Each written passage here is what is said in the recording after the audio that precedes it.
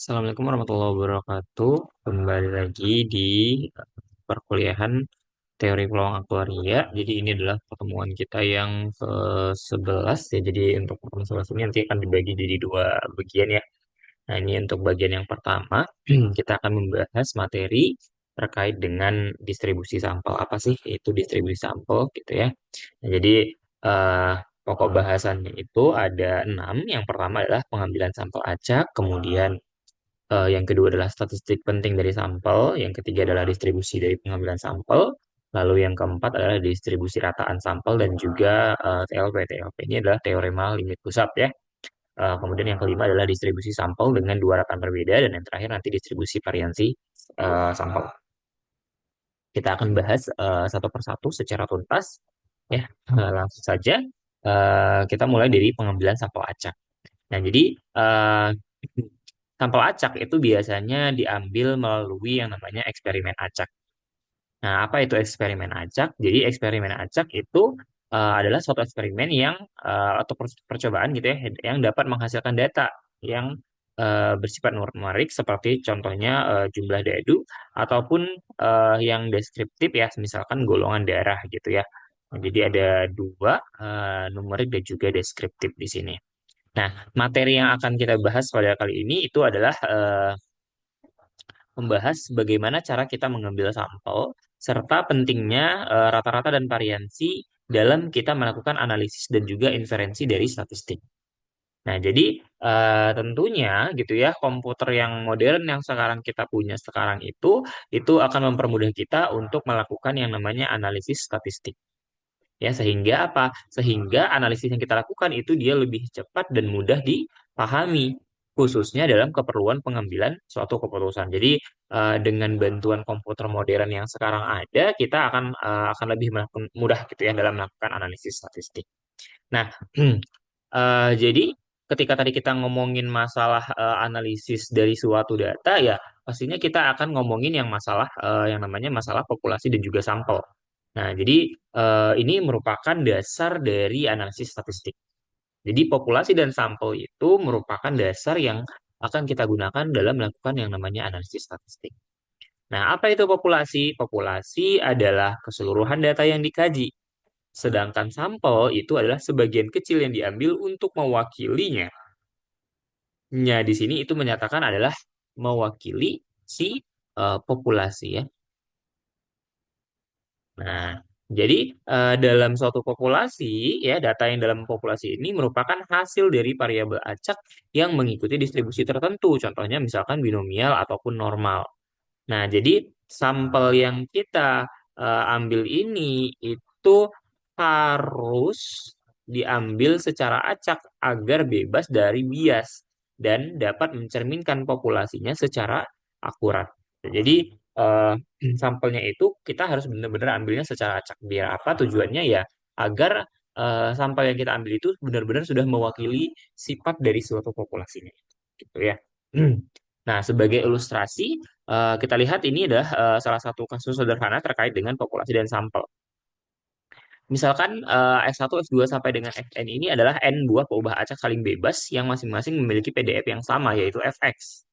Nah, kita definisikan X1, X2 sampai Xn ini merupakan sampel acak berukuran N dari populasi Fx yang bisa kita tuliskan eh, F dari X1, X2 sampai dengan Xn itu sama dengan X1 dikali Fx2 sampai dengan dikali Fxn. Kenapa bisa seperti ini? Karena di sini tadi kita tahu dia itu saling bebas. Ya, jadi bentuk joinnya itu adalah perkalian dari fungsi peluangnya masing-masing. Nah, contoh praktisnya adalah kalau misalnya nih, katakanlah kita mau mengambil atau memilih 8 baterai gitu ya. Ini nggak kelihatan. Misalkan kita mau mengambil 8 baterai secara acak dari suatu proses produksi yang konsisten. Jadi umur tiap baterainya itu konsisten gitu. Misalnya mengikuti distribusi normal. Nah, eh, kita akan dapat membentuk nilai dari sampel acak yang mencerminkan distribusi dari populasi aslinya. Gitu ya. Kalau misalkan kita mengambil 8, berarti katakanlah kita punyanya itu berarti ada eh, X1, ada X2 sampai dengan si X8.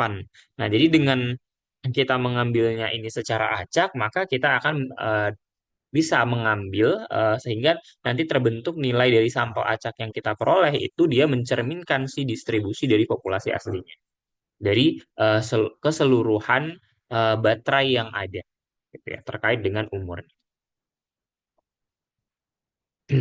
Nah, beberapa statistik penting yang pertama adalah kita harus pahami dulu yang namanya tujuan dari sampel acak.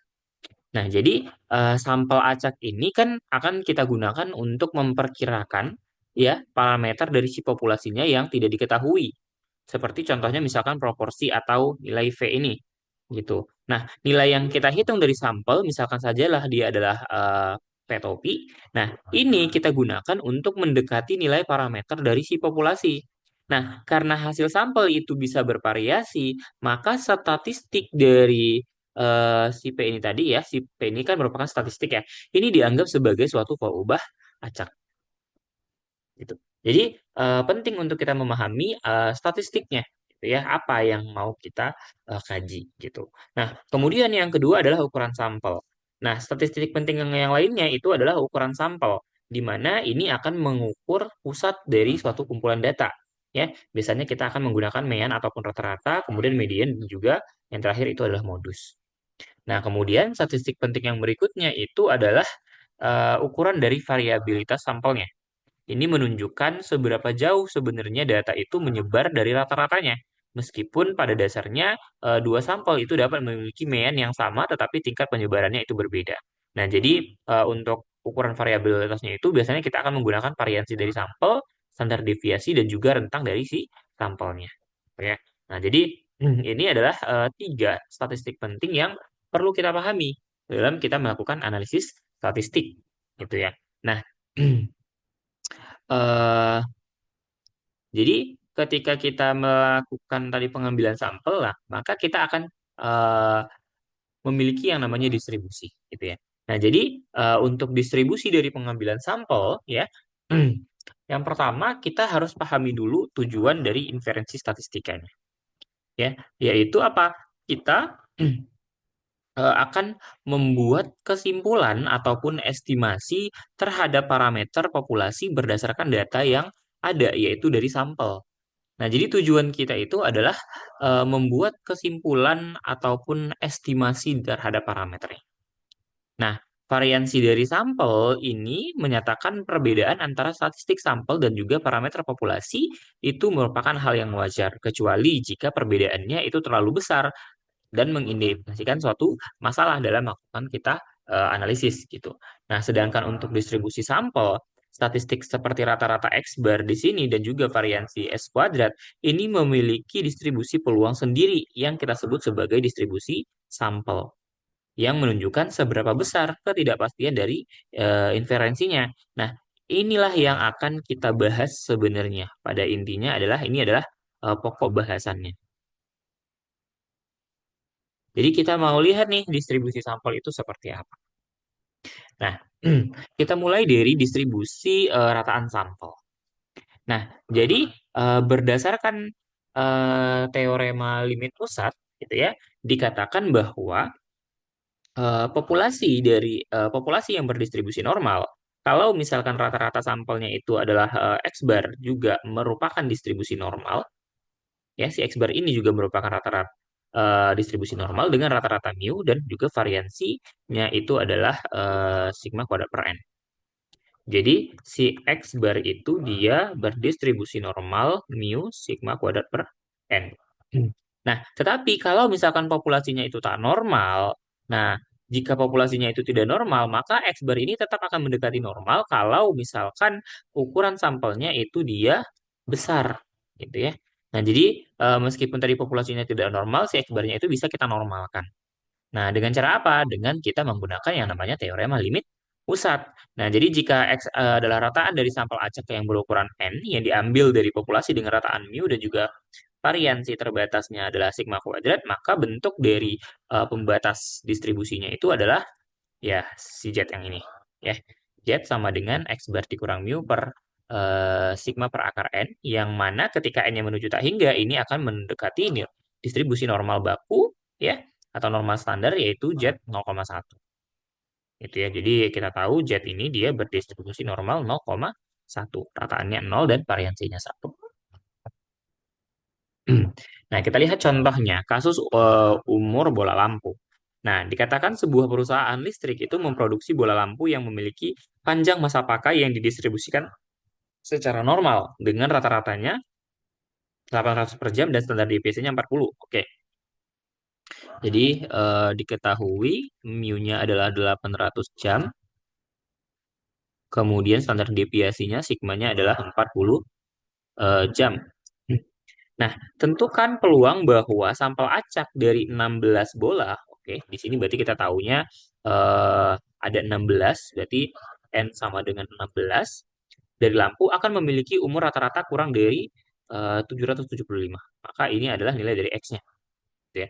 Jadi, yang pengen kita cari tahu itu adalah probabilitas bahwa X bar-nya itu rata-ratanya kan ya, umur rata-ratanya itu kurang dari sama dengan 775. Oke, nah berarti kita bisa melakukan aproksimasi normal ya, di mana si X bar-nya tadi ini kan kita aproksimasi secara distribusi normal, yaitu dengan rata-ratanya adalah 800, dan untuk standar deviasinya maka ini menjadi 40 per akar N.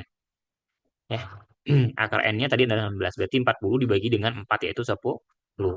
Nah, peluang yang kita inginkan itu adalah luas daerah yang diarsir yang ini. Ini adalah daerah yang mau kita hitung sebenarnya, berapa peluangnya. Nah, jadi peluangnya berdasarkan bentuk nya tadi ya, ingat ya. Kalau misalkan si Z-nya itu dia adalah X dikurangin mu per eh, akar sigma per akar N gitu ya. Tadi kan bentuknya seperti ini. Nah, berarti tadi ini bentuknya adalah 775 dikurang 800 mu-nya dibagi dengan 10 itu adalah sigma X-nya, X bar-nya ya. Maka hasilnya sama dengan probabilitas Z kurang dari sama dengan min 2. Atau kalau kita lihat di tabel itu nilainya adalah 0,0062. Seperti itu saja. Jadi sebenarnya tidak rumit ya. Kalau kita punya permasalahan-permasalahan terkait dengan distribusi sampel ini, gitu ya, yang perlu kita pahami adalah memahami kondisi dari kasusnya itu seperti apa. Nah, ini salah satu contoh yang sederhana gitu ya terkait dengan kasus umur bola lampu. Nah, jadi apa kesimpulan yang baru saja kita dapatkan dari pembahasan kita yang sebelumnya gitu ya. Nah, jadi kesimpulan yang bisa kita dapatkan tentang rata-rata populasi yang pertama adalah teorema limit pusat tadi itu membantu kita memperkirakan rata-rata populasi mu dengan menggunakan distribusi rataan sampel X bar. Nah, yang ini tadi digunakan berbagai metode analisis statistik seperti contohnya uji hipotesis ataupun kita estimasi.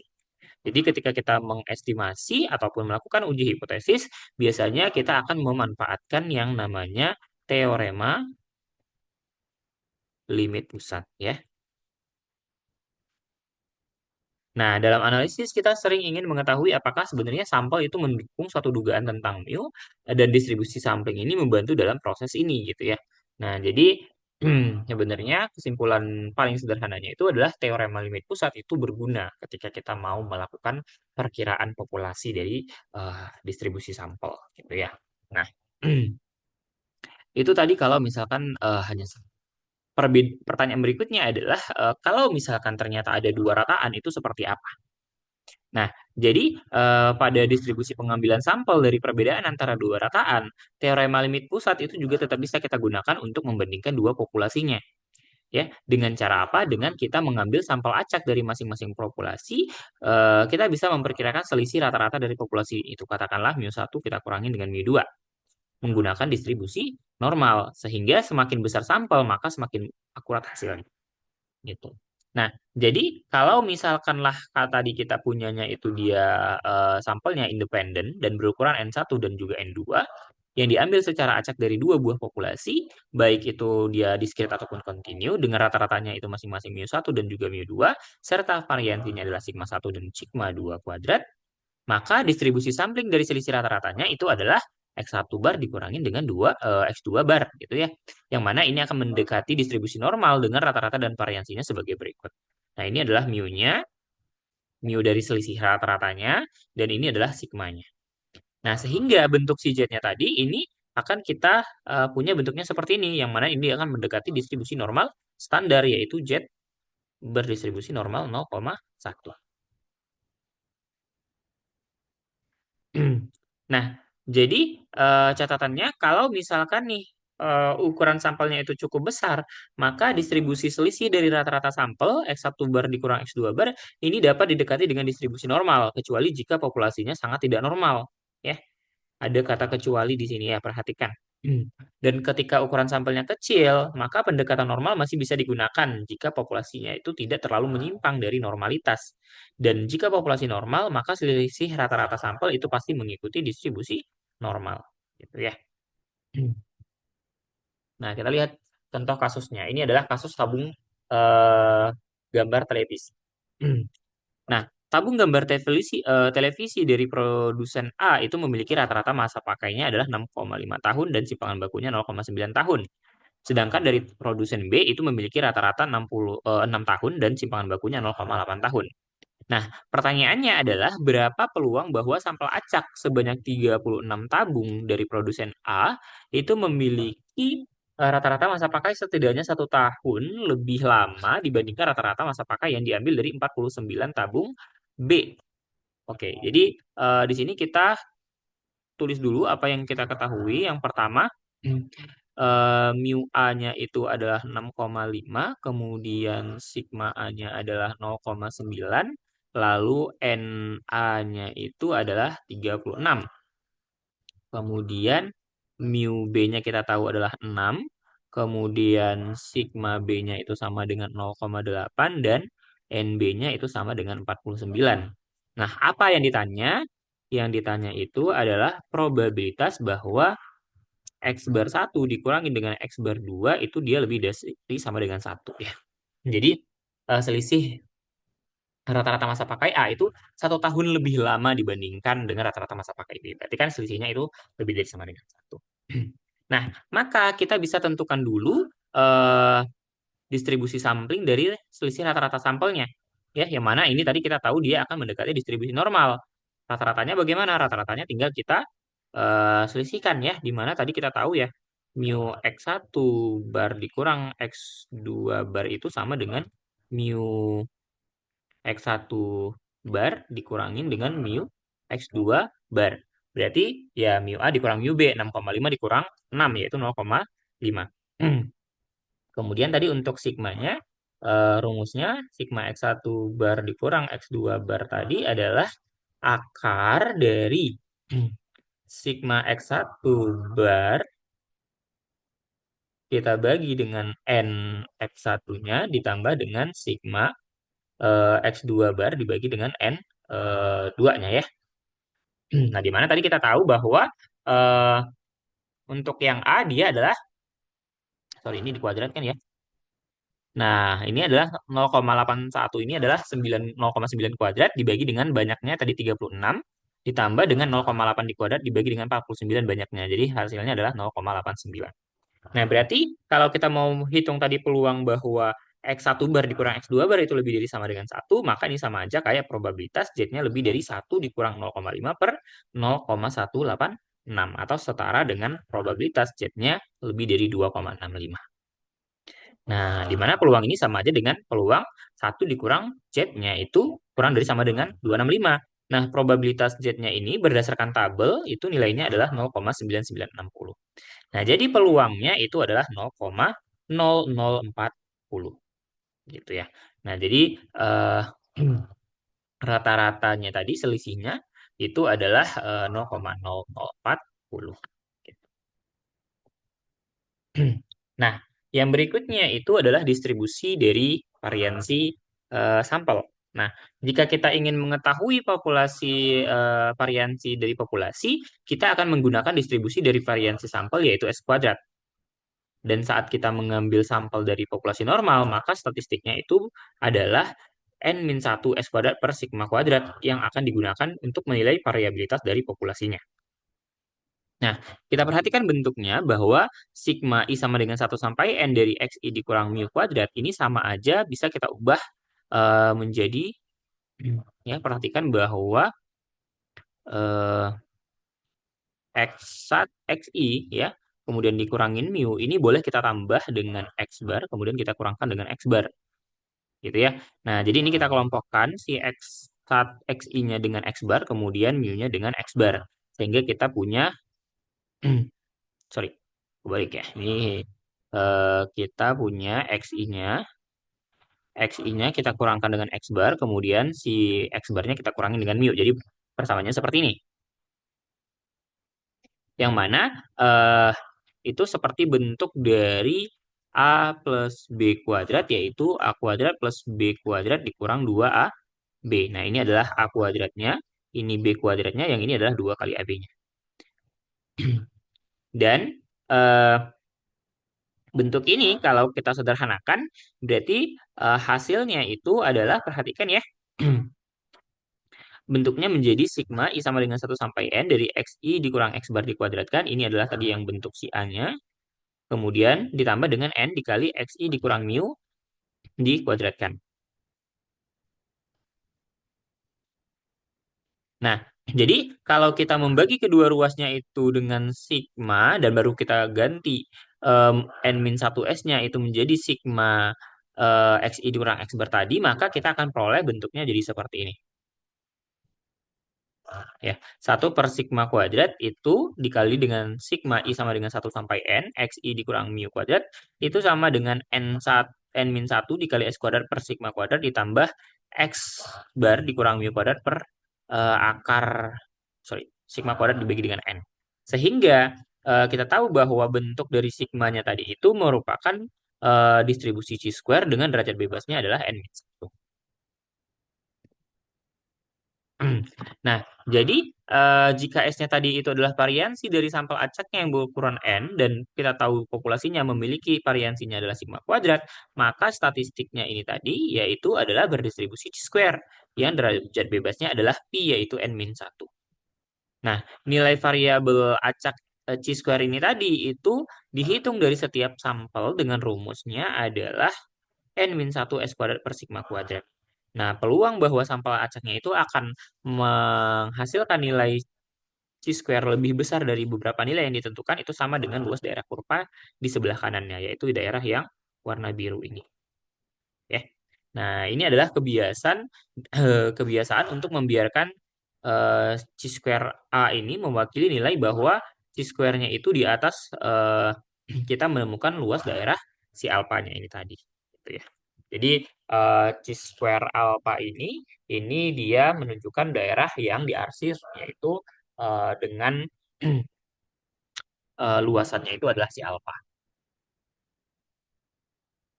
Nah, kita lihat contohnya. Ini adalah kasus terkait dengan baterai mobil. Misalkan seorang produsen baterai mobil menjamin bahwa baterainya akan bertahan rata-rata selama 3 tahun dengan standar deviasinya 1 tahun. Nah, jika 5 baterai itu memiliki masa pakai masing-masingnya 1,9, 2,4, 3,0, 3,5, dan 4,2 tahun, apakah produsen masih bisa yakin bahwa standar deviasi baterai benar-benar 1 tahun? Asumsikan bahwa masa pakai baterai itu mengikuti distribusi normal. Oke. Pertama kita coba cek dulu dari S kuadratnya.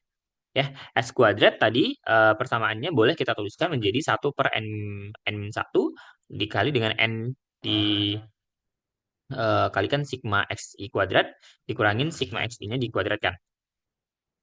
Ya, kita lihat di sini ya dari soalnya kita tahu bahwa ya mungkin saya ganti warna putih deh.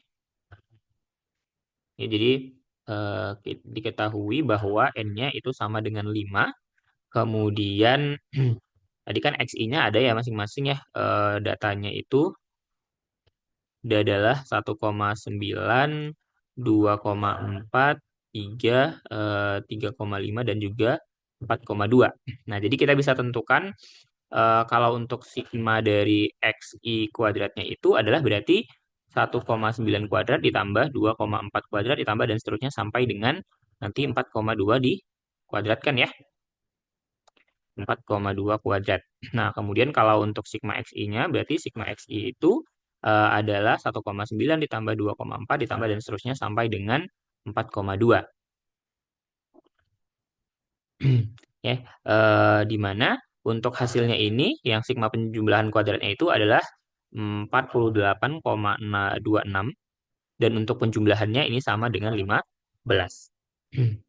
Nah, jadi kalau kita substitusikan maka nilainya jadi 5 dikali 48,26 dikurangin 15 kuadrat dibagi dengan 5 dikali 4 atau hasilnya 0,815. Nah, berarti kita akan tahu bahwa chi-square-nya itu dia punya nilai n-1 yaitu 4 dikali s kuadratnya tadi ini adalah 0,815 dibagi dengan sigmanya yaitu 1 atau 3,26. Nah, ini adalah nilai dari chi-square dengan derajat bebasnya adalah 4. Nah, karena 95% dari nilai X bar dengan derajat bebas 4 itu ada di antara 0,48 dan juga 11,143 dan nilai yang dihitung tadi adalah sigma kuadratnya sama dengan 1 itu masuk akal dan oleh karena itu pabrikan itu tidak memiliki alasan untuk mencurigai bahwa standar deviasinya itu selain 1 tahun. Oke. Jadi karena tadi si 3,26 ini ya, jadi karena 3,26 itu di antara 0,8 sorry 484 dan juga 11,143 ya, maka sigma kuadrat sama dengan 1 ini masih masuk akal. Jadi eh, kita masih bisa yakin gitu bahwasannya memang benar rata-rata dari si baterai mobilnya itu dia adalah 1 tahun gitu. Hmm. Oke, nah ini ada latihan soal nanti silahkan dicoba ya. Jadi soal pertama dia bilang begini. Given a normal random variable x with mean 20, variansi 9, and a random sample size n taken from distribution. What sample size n in necessary in order that sehingga bentuknya seperti ini. Oke, jadi pertanyaannya adalah untuk soal ini nanti silahkan dicoba ya. Diketahui mu-nya adalah 20, kemudian sigma kuadratnya adalah 9, eh, kemudian diketahui probabilitas 19,9 kurang dari X bar kurang dari 20,1 itu sama dengan 0,95. Nah, yang ditanya itu adalah N-nya sama dengan berapa. Nah, kalau seperti ini gimana caranya? Ya, kita pahami saja, kita hitung rumusan ini. Ya, berarti kita ingin cari Z-nya masing-masing ya. Berarti kalau probabilitas 19,9 kurang dari sama dengan X bar kurang dari 20,1 ini sama dengan probabilitas berarti ini Z-nya di antara siapa? Berarti pertama ini 19,9 dikurangin dengan mu-nya 20 dibagi dengan rumusnya tadi kan adalah Z itu sama dengan X dikurangi mu per sigma per akar N gitu ya. Berarti ini adalah 3 dibagi dengan akar N. Nah, kemudian ini juga sama, berarti ini 20,1 dikurang 20 per 3 dibagi dengan akar N. Dibagi dengan akar N. Nah, ini harus dia sama dengan 0,95. Gitu. Jadi kita bisa menghitung selisihnya ini, ya berarti ini kan sama aja kayak si dari yang di atas ini berarti 20,1 dikurang 20 itu berarti kan 0,1 ya. Berarti kita perhatikan bentuknya. eh jadi itu kan 20,1 kurang 20 dibagi dengan 3 per akar N ini sama aja dengan 0,1 kita kali dengan akar N per 3 ya. Jadi ini sama aja dengan 0,1 akar N per 3 ya dikurangin dengan si dari yang ini berarti minus 0,1 akar N per 3. Nah, nanti tinggal dihitung 0,95 ini dari tabel Z itu artinya ini berapa? Ini kayak 95% ya. Nanti dihitung nilainya seperti apa, nanti bakal dapat nilai N-nya.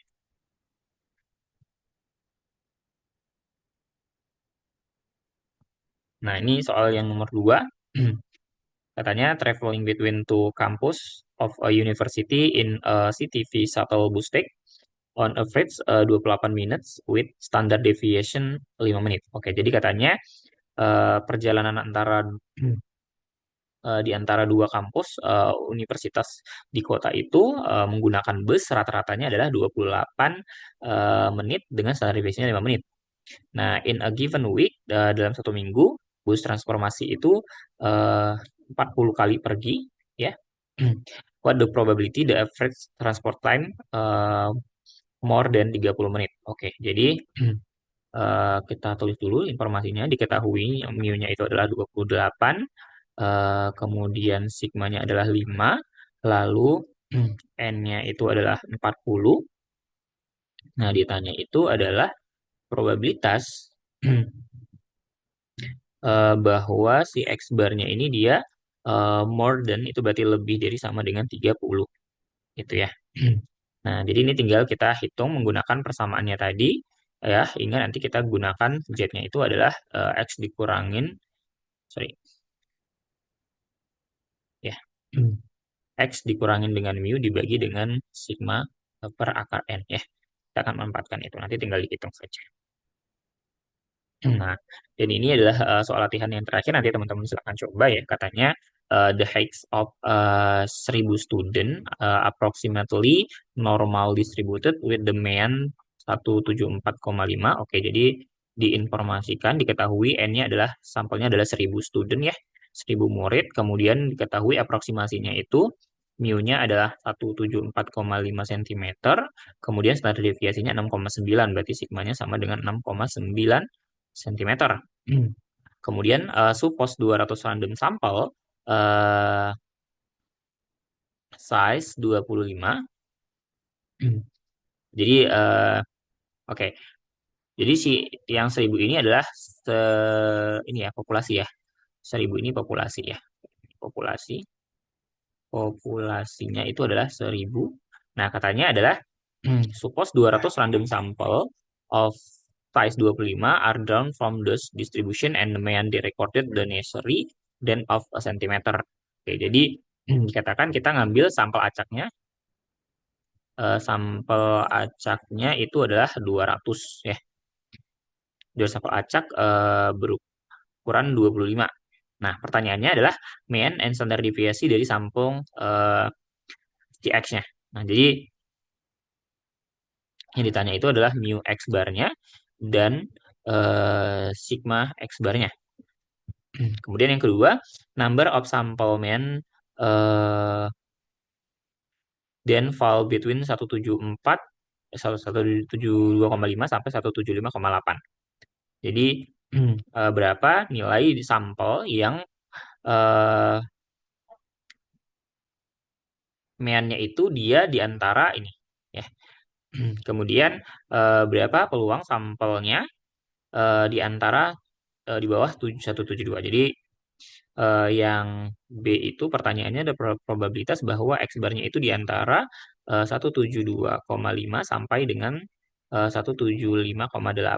Kemudian yang C adalah probabilitas bahwa X bar-nya itu dia below ini berarti kurang dari 172. Itu pertanyaannya.